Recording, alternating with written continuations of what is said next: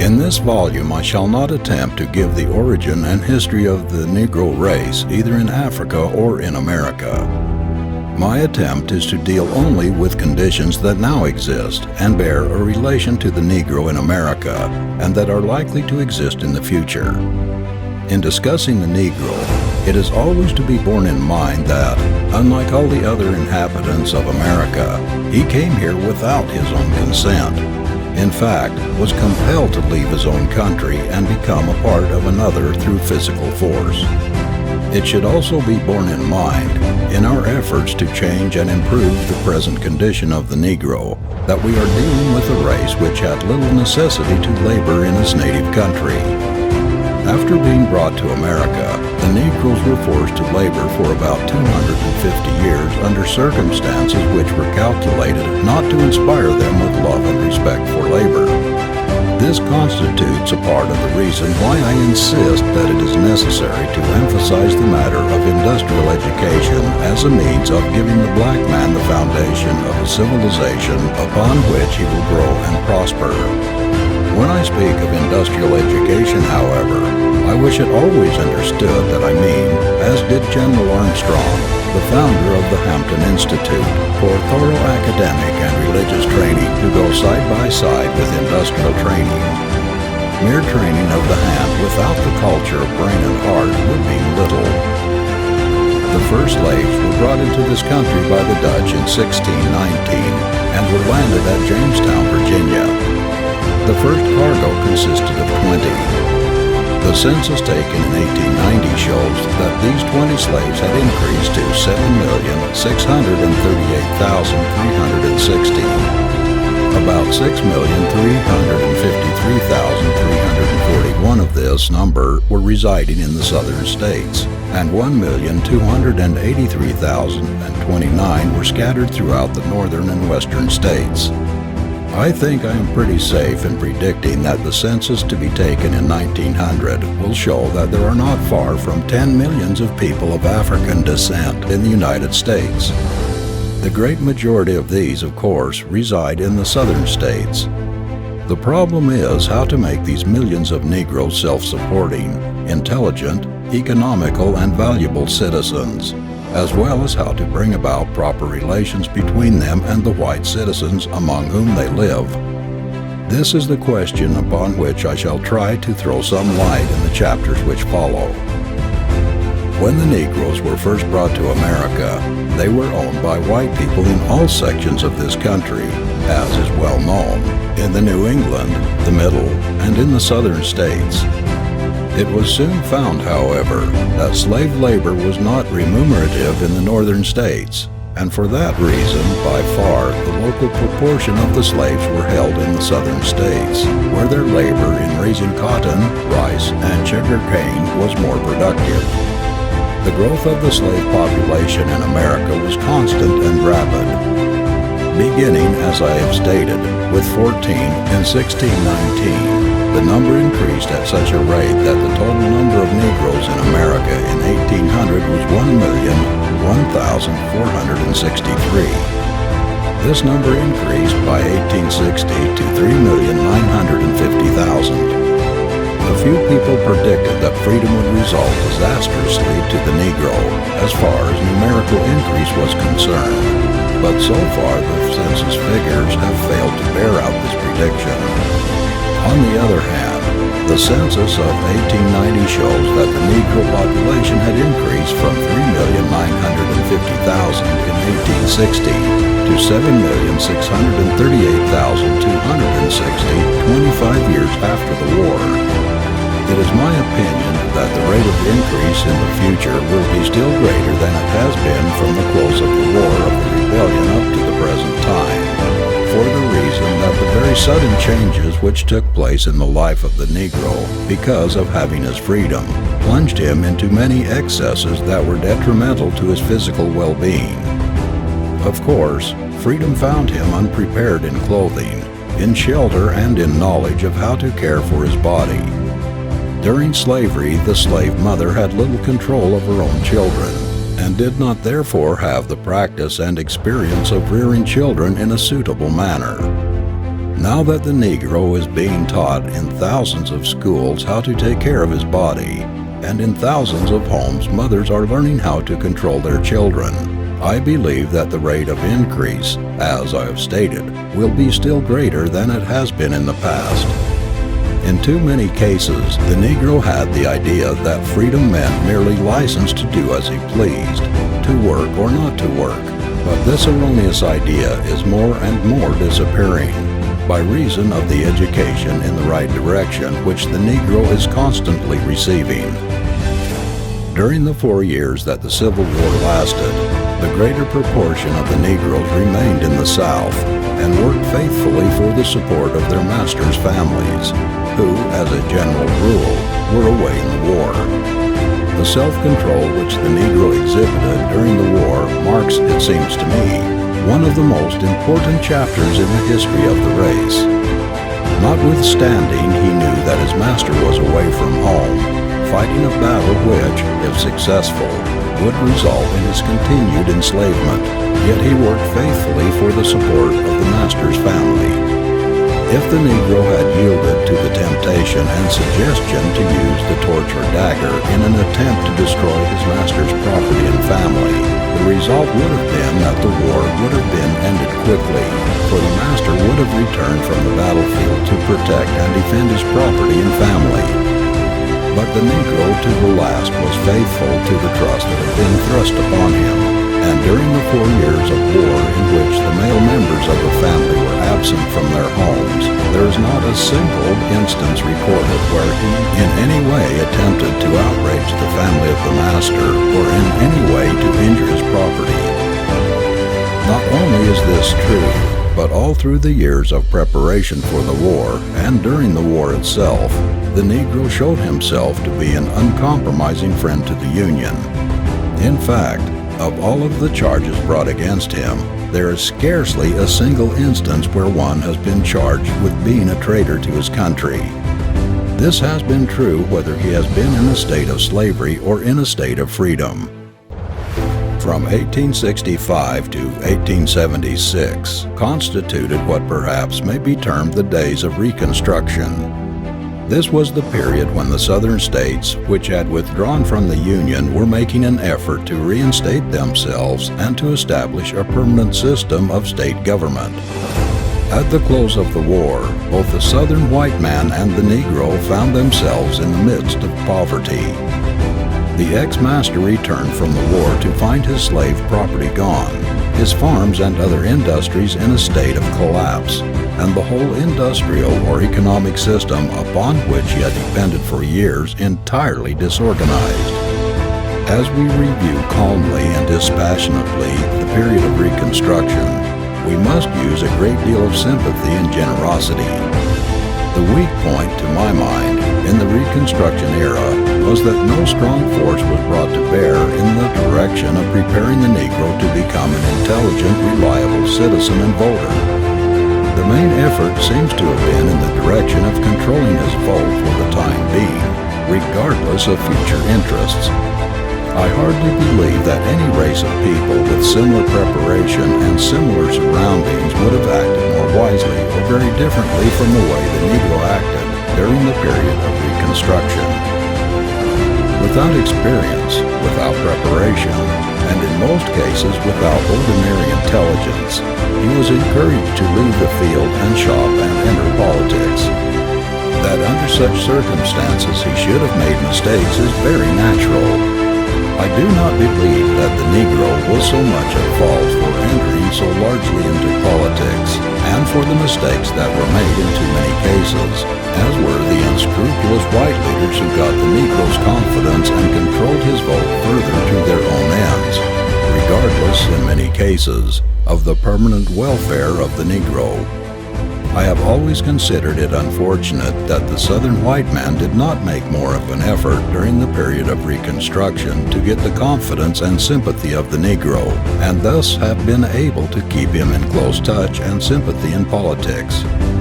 It was also unfortunate that the Negro was so completely alienated from the Southern white man in all political matters. I think it would have been better for all concerned if, Immediately after the close of the war, an educational and property qualification for the exercise of the franchise had been prescribed that would have applied fairly and squarely to both races.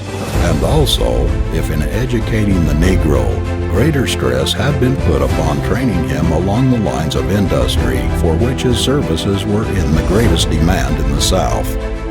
In a word, too much stress was placed upon the mere matter of voting and holding political office, rather than upon the preparation for the highest citizenship. In saying what I have, I do not mean to convey the impression that the whole period of Reconstruction was barren of fruitful results. While it is not a very encouraging chapter in the history of our country, I believe that this period did serve to point out many weak points in our effort to elevate the Negro, and that we are now taking advantage of the mistakes that were made. The period of Reconstruction served at least to show the world that with proper preparation and with a sufficient foundation, the Negro possesses the elements out of which men of the highest character and usefulness can be developed. I might name several characters who were brought before the world by reason of the Reconstruction period. I give one as an example of others, Honorable Blanche K. Bruce, who had been a slave, but who held many honorable positions in the state of Mississippi, including an election to the United States Senate, where he served a full term. Later, he was twice appointed Register of the United States Treasury. In all these positions, Mr. Bruce gave the greatest satisfaction, and not a single whisper of dishonesty or incompetency has ever been heard against him. During the period of his public life, he was brought into active and daily contact with Northern and Southern white people, all of whom speak of him in the highest measure of respect and confidence. What the Negro wants and what the country wants to do is to take advantage of all the lessons that were taught during the days of Reconstruction and apply these lessons bravely, honestly, in laying the foundation upon which the Negro can stand in the future and make himself a useful, honorable, and desirable citizen, whether he has his residence in the North, the South. Reader may understand me and why I lay so much stress upon the importance of pushing the doctrine of industrial education for the Negro. It is necessary, first of all, to review the condition of affairs at the present time in the Southern states. For years, I have had something of an opportunity to study the Negro firsthand, and I feel that I know him pretty well, him and his needs, his failures and his successes, his desires and the likelihood of their fulfillment. I have studied him and his relations with his white neighbors, and striven to find out how these relations may be made more conducive to the general peace and welfare both of the South and of the country at large. In the southern part of the United States, there are 22 millions of people who are bound to the 50 millions of the North by ties which neither can tear asunder if they would. The most intelligent in a New York community has his intelligence darkened by the ignorance of a fellow citizen in the Mississippi bottoms. The most wealthy in New York City would be more wealthy but for the poverty of a fellow being in the Carolina rice swamps. The most moral and religious men in Massachusetts have their religion and morality modified by the degradation of the man in the South, whose religion is a mere matter of form or of emotionalism. The vote of the man in Maine that is cast for the highest and purest form of government is largely neutralized by the vote of the man in Louisiana, whose ballot is stolen or cast in ignorance. Therefore, when the South is ignorant, the North is ignorant. When the South is poor, the North is poor. When the South commits crime, the nation commits crime. For the citizens of the North, there is no escape. They must help raise the character of the civilization in the South, or theirs will be lowered. No member of the white race in any part of the country can harm the weakest or meanest member of the black race without the proudest and bluest blood of the nation being degraded. It seems to me that there never was a time in the history of the country when those interested in education should the more earnestly consider to what extent the mere acquiring of the ability to read and write, The mere acquisition of a knowledge of literature and science makes men producers, lovers of labor, independent, honest, unselfish, and above all, good. Call education by what name you please. If it fails to bring about these results among the masses, it falls short of its highest end. The science, the art, the literature that fails to reach down and bring the humblest up to the enjoyment of the fullest blessings of our government is weak, no matter how costly the buildings or apparatus used or how modern the methods of instruction employed. The study of arithmetic that does not result in making men conscientious in receiving and counting the ballots of their fellow men is faulty. The study of art that does not result in making the strong less willing to oppress the weak means little. How I wish that from the most cultured and highly endowed university in the great North to the humblest log cabin schoolhouse in Alabama, we could burn, as it were, into the hearts and heads of all that usefulness, that service to our brother, is the supreme end of education. Putting the thought more directly as it applies to conditions in the South, can you make the intelligence of the North affect the South in the same ratio that ignorance of the South affects the North? Let us take not an improbable case. A great national case is to be decided, one that involves peace or war, the honor or dishonor of our nation, yea, the very existence of the government. The North and West are divided. There are 5 million votes to be cast in the South, and of this number, 1/2 are ignorant. Not only are 1/2 the voters ignorant, but, because of the ignorant votes they cast, corruption and dishonesty in a dozen forms have crept into the exercise of the political franchise to such an extent that the conscience of the intelligent class is seared in its attempt to defeat the will of the ignorant voters. Here, then, you have on the one hand an ignorant vote, on the other an intelligent vote minus a conscience. The time may not be far off when to this kind of jury we shall have to look for the votes which shall decide, in a large measure, the destiny of our democratic institutions. When a great national calamity stares us in the face, we are, I fear, too much given to depending on a short campaign of education to do on the hustings what should have been accomplished in the school. With this idea in view, let's examine with more care the condition of civilization in the South and the work to be done there before all classes will be fit for the high duties of citizenship. In reference to the Negro race, I am confronted with some embarrassment at the outset because of the various and conflicting opinions as to what is to be its final place in our economic and political life. Within the last 30 years, and I might add, within the last 3 months, it has been proven by eminent authority that the Negro is increasing in numbers so fast that it is only a question of a few years before he will far outnumber the white race in the South. And it has also been proven that the Negro is fast dying out, and it is only a question of a few years before he will have completely disappeared.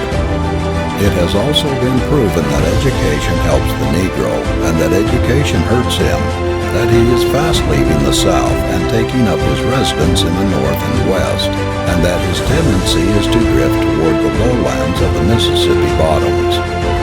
It has been proven that education unfits the Negro for work, and that education makes him more valuable as a laborer, that he is our greatest criminal, and that he is our most law-abiding citizen. In the midst of these conflicting opinions, it is hard to hit upon the truth. But also, in the midst of this confusion, there are a few things of which I am certain, things which furnish a basis for thought and action.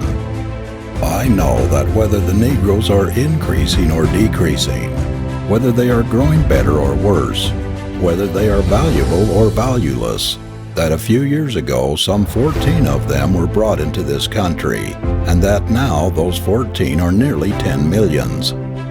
I know that, whether in slavery or freedom, they have always been loyal to the Stars and Stripes. that no schoolhouse has been opened for them that has not been filled, that the 2 million ballots that they have the right to cast are as potent for weal or woe as an equal number cast by the wisest and most influential men in America. I know that wherever Negro life touches the life of the nation, it helps or it hinders. That wherever the life of the white race touches the black, it makes it stronger or weaker. Further, I know that almost every other race that has tried to look the white man in the face has disappeared. I know, despite all the conflicting opinions, that with a full knowledge of all the Negro's weaknesses, that only a few centuries ago they went into slavery in this country pagans, that they came out Christians. They went into slavery as so much property. They came out American citizens. They went into slavery without a language. They came out speaking the proud Anglo-Saxon tongue. They went into slavery with the chains clanking about their wrists. They came out with the American ballot in their hands. I submit it to the candid and sober judgment of all men. If a race that is capable of such a test, such a transformation, is not worth saving and making a part, in reality as well as in name, of our democratic government, that the Negro may be fitted for the fullest enjoyment of the privileges and responsibilities of our citizenship, it is important that the nation be honest and candid with him, whether honesty and candor for the time being pleases or displeases him. It is with an ignorant race as it is with a child. It craves at first the superficial, the ornamental signs of progress rather than the reality. The ignorant race is tempted to jump, at one bound, to the position that it has required years of hard struggle for others to reach. It seems to me that, as a general thing, the temptation in the past in educational and missionary work has been to do for the new people that which was done 1,000 years ago, or that which is being done for a people 1,000 miles away, without making a careful study of the needs and conditions of the people whom it is designed to help. The temptation is to run all people through a certain educational mold, regardless of the condition of the subject or the end to be accomplished. This has been the case too often in the South in the past, I'm sure. Men have tried to use, with these simple people just freed from slavery and with no past, no inherited traditions of learning, the same methods of education which they have used in New England, with all its inherited traditions and desires. The Negro is behind the white man because he has not had the same chance, and not from any inherent difference in his nature and desires. What the race accomplishes in these first 50 years of freedom will at the end of these years, in a large measure, constitute its past. It is, indeed, a responsibility that rests upon this nation, the foundation laying for a people of its past, present, and future at one and the same time. One of the weakest points in connection with the present development of the race is that so many get the idea that the mere filling of the head with a knowledge of mathematics, the sciences, and literature means success in life. Let it be understood, in every corner of the South, among the Negro youth at least, that knowledge will benefit little except as it is harnessed, except as its power is pointed in a direction that will bear upon the present needs and condition of the race. There is in the heads of the Negro youth of the South enough general and floating knowledge of chemistry, of botany, of zoology, of geology, of mechanics, of electricity, of mathematics, to reconstruct and develop a large part of the agricultural, mechanical, and domestic life of the race. But how much of it is brought to a focus along lines of practical work? In cities of the South like Atlanta, how many colored mechanical engineers are there? Or how many machinists? How many civil engineers? How many architects? How many house decorators? In the whole state of Georgia, where 80% of the colored people depend upon agriculture, how many men are there who are well grounded in the principles and practices of scientific farming, or dairy work, or fruit culture, or floriculture. For example, not very long ago I had a conversation with a young colored man who is a graduate of one of the prominent universities of this country. The father of this man is comparatively ignorant, but by hard work and the exercise of common sense, he has become the owner of 2,000 acres of land. He owns more than a score of horses, cows, and mules, and swine in large numbers, and is considered a prosperous farmer. In college, the son of this farmer has studied chemistry, botany, zoology, surveying, and political economy. In my conversation, I asked this young man how many acres his father cultivated in cotton and how many in corn. With a far-off gaze up into the heavens, he answered that he did not know. When I asked him the classification of the soils on his father's farm, he did not know. He did not know how many horses or cows his father owned, nor of what breeds they were, and seemed surprised that he should be asked such questions. It never seemed to have entered his mind that on his father's farm was the place to make his chemistry, his mathematics, and his literature penetrate and reflect itself in every acre of land, every bushel of corn, every cow, and every pig. Let me give other examples of this mistaken sort of education. When a mere boy, I saw a young colored man who had spent several years in school, sitting in a common cabin in the South, studying a French grammar. I noted the poverty, the untidiness, the want of system and thrift that existed about the cabin, notwithstanding his knowledge of French and other academic studies. Again, not long ago, I saw a colored minister preparing his Sunday sermon, just as the New England minister prepares his sermon. But this colored minister was in a broken-down, leaky, rented log cabin, with weeds in the yard, surrounded by evidences of poverty, filth, and want of thrift. This minister had spent some time in school studying theology. How much better it would have been to have had this minister taught the dignity of labor, taught theoretical and practical farming in connection with his theology, so that he could have added to his meager salary and set an example for his people in the matter of living in a decent house and having a knowledge of correct farming.